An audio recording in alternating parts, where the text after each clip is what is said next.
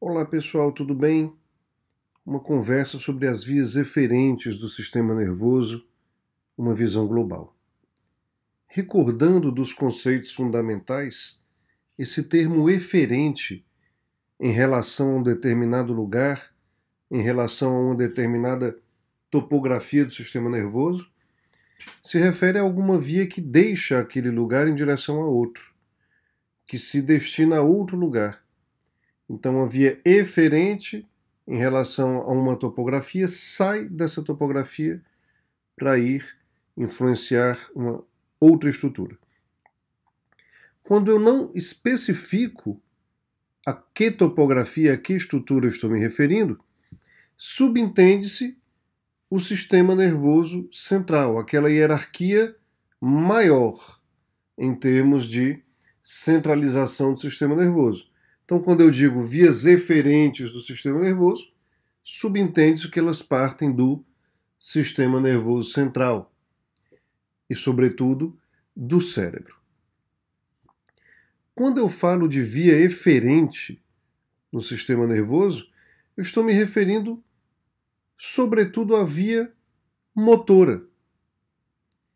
Porque, ao contrário das vias aferentes, ou seja, que se destinam ao sistema nervoso central, eu vou ter a parte eferente representada, sobretudo, por uma única via, que dentro do sistema nervoso será a via piramidal. Na maior parte do percurso, representada pelo trato córtico-espinhal. Diferente das vias aferentes, em que eu terei uma via para cada tipo de sensibilidade. Então eu terei, por exemplo, o trato espinotalâmico lateral para temperatura e dor, os fascículos graxo e cuneiforme para tato epicrítico, estereognosia, sensibilidade vibratória e propriocepção consciente.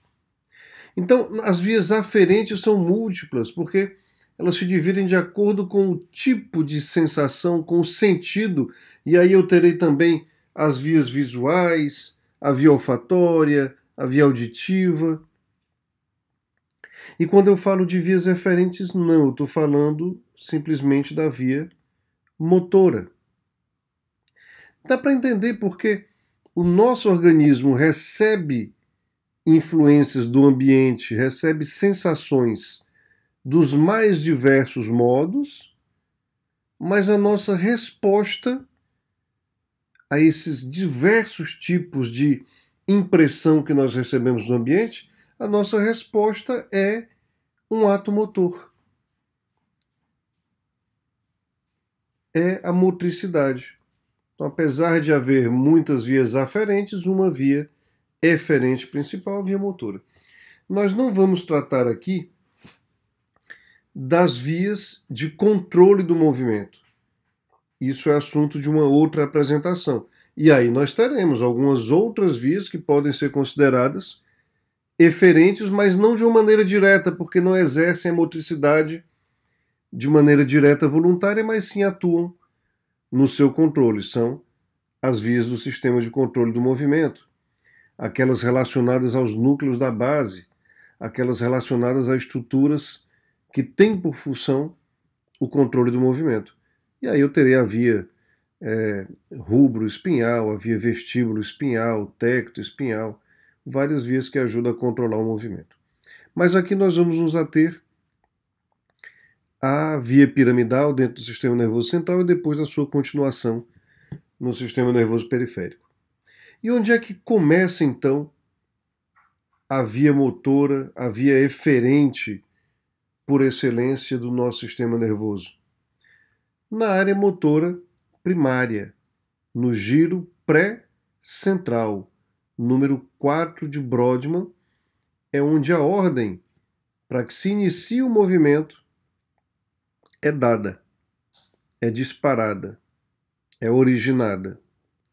Obviamente que haverá uma etapa anterior de decisão sobre fazer o movimento, não é?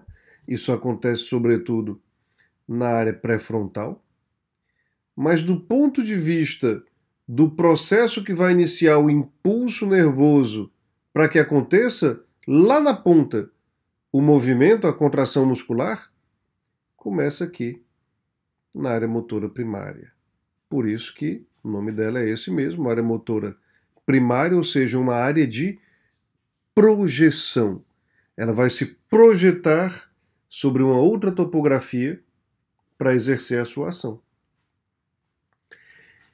Nós teremos aqui à frente da área motora primária as áreas motoras secundárias, a área motora suplementar e a área pré-motora, que atuam aí no controle e no planejamento do movimento.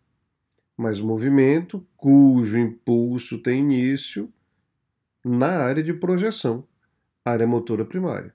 Repito, após um processo de decisão que levou à efetivação daquele movimento, mas o movimento propriamente dito, o impulso referente a ele começa aqui. E aqui um pouco mais de detalhes sobre a área de associação motora secundária, ou seja, que planeja e que controla a ação da área primária, a área motora suplementar, atuando aí no planejamento, e a área pré-motora no controle do movimento. Aqui, na área 4, a área motora primária, na área 6, a área motora secundária de Brodmann, né? Lembrando as definições de áreas primárias e secundárias. A área primária é uma área de projeção, que exerce a ação diretamente, se projetando sobre uma outra topografia. E no caso, a área motora primária lançará fibras que se projetarão sobre a medula para que a ação motora seja realizada a partir daí. Ora, já dá para a gente imaginar qual é o trato que se projeta então da área motora primária sobre a medula, o trato córtico-espinhal. E o trato córtico-espinhal sairá então da área motora primária e se destinará à medula, passando pela substância branca do cérebro, ou seja, pelo centro semioval, pelo tronco cerebral, até chegar na medula. Aqui no cérebro, na substância branca no centro semioval, o trato córtico-espinhal vai se concentrar na região da cápsula interna. Aqui está a cápsula interna, de um lado e do outro. Essa cápsula interna que tem uma perna anterior, um joelho, uma perna posterior, que tem lateralmente o núcleo lentiforme, putamen, globos pálidos, e que medialmente tem a cabeça do núcleo caudado e o tálamo. Então, por exemplo, um acidente vascular cerebral hemorrágico que aconteça nessa região aqui da cápsula interna, e é a região em que mais acontecem hemorragias cerebrais intraparenquimatosas, por conta de hipertensão arterial, é nessa região, ela provocará déficit motor. Porque aqui é que estão as fibras que se destinam da área motora primária no seu caminho até a medula, para da medula saírem os nervos periféricos que vão promover a contração muscular. Passando então da cápsula interna na substância branca do cérebro, descendo, seguindo o trajeto inferior para chegar até a medula, a via motora vai adentrar então no tronco cerebral, começando pelo mesencéfalo, que é a porção mais superior. Então veja aqui o trato córtico-espinhal. Nessa lista aqui, os tratos ascendentes ou aferentes estão em azul, os tratos descendentes estão em vermelho. Então, trato córtico-espinhal, trato motor. tratos córtico-nucleares. O que é isso? Nós vemos quando estudamos os nervos cranianos, o tronco cerebral. São também fibras motoras, mas que não se destinam à medula, à espinha. Se destinam a núcleos de nervos cranianos que têm função motora. Pega o exemplo do hipoglosso. Serve para movimentar a língua, função motora da língua. É por meio da medula que eu movo a língua? Não, é de um núcleo, o núcleo do hipoglosso. Então o trato que sai do córtex cerebral para estimular o núcleo, para que eu mova a língua, não é o trato córtico-espinhal, porque o trato córtico-espinhal vai à medula. É um trato córtico-nuclear. Sai do córtex, vai ao núcleo do hipoglosso para que eu mova a língua. As fibras saem, então, do núcleo do hipoglosso pelo nervo hipoglosso com direção à língua. Os tratos extrapiramidais nós já comentamos, fazem parte do sistema de controle do movimento, também estão aqui em vermelhos, em vermelho como tratos eferentes. Tratos córtico-pontinos também destinam-se a região da ponte, também descendendo. Não tem tanta importância nesse momento como os outros tratos citados. Então, no trajeto descendente, os tratos eferentes passam também pela ponte. A gente pode ver, por exemplo, o trato córtico-espinhal aqui na ponte. Lembrando que na ponte é o local do trato córtico-espinhal em que ele está mais disperso, menos compactado. Veja que no mesencéfalo, o trato córtico-espinhal ele se encontra bastante compactado em sua porção anterior aqui dos pedúnculos cerebrais.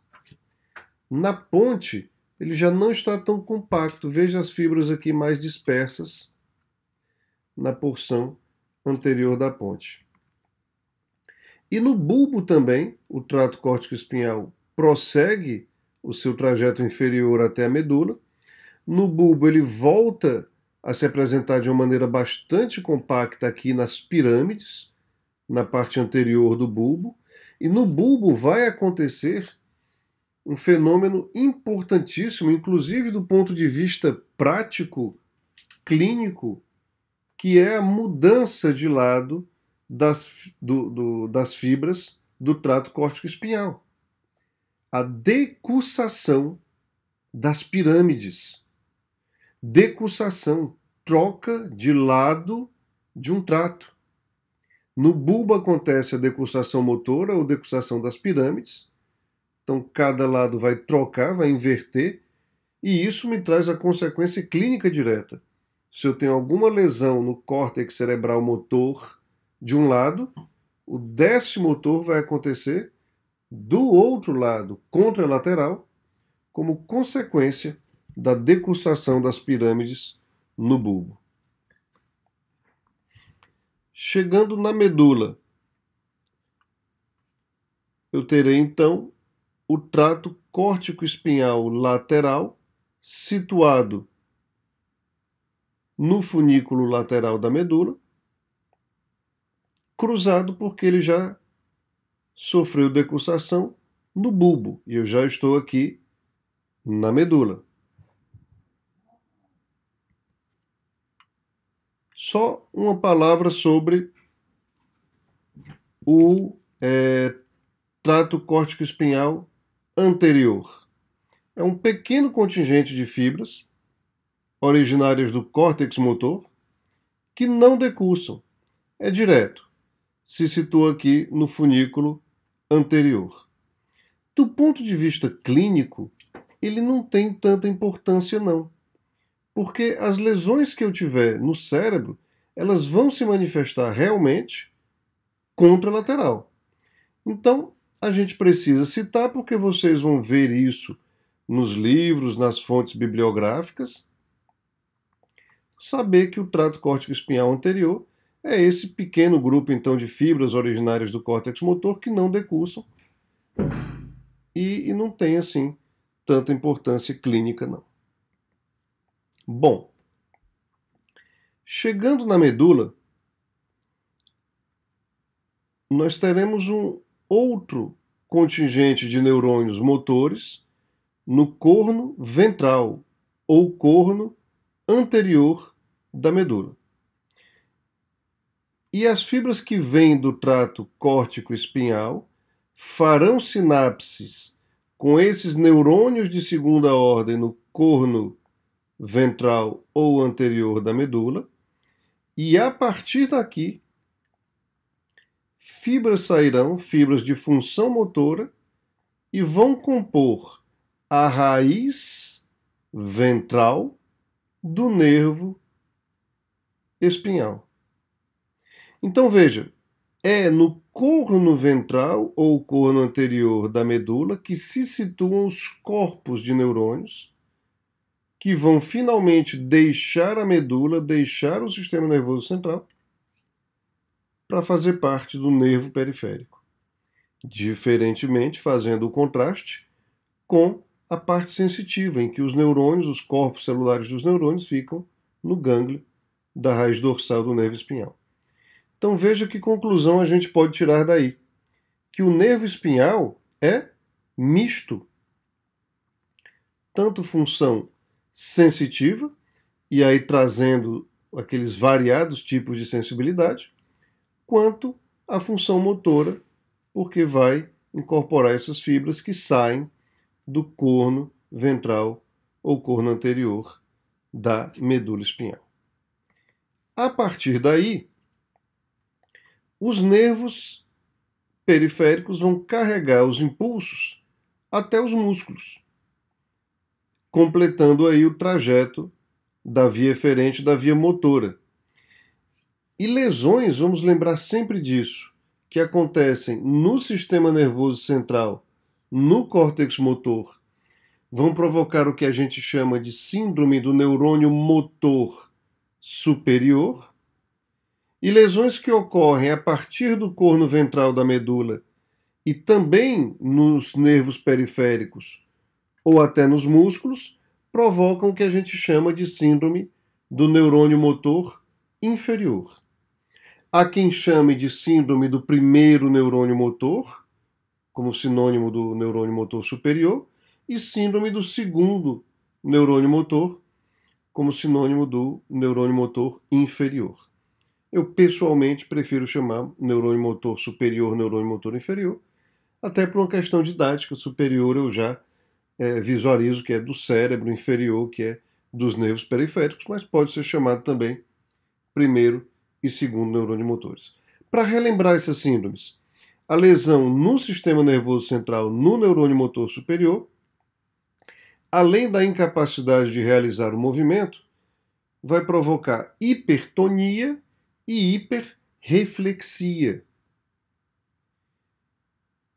E a síndrome do neurônio motor inferior, ou seja, a lesão nos nervos periféricos ou nos músculos, vai gerar, além da incapacidade de realizar o movimento, hipotonia e hiporreflexia.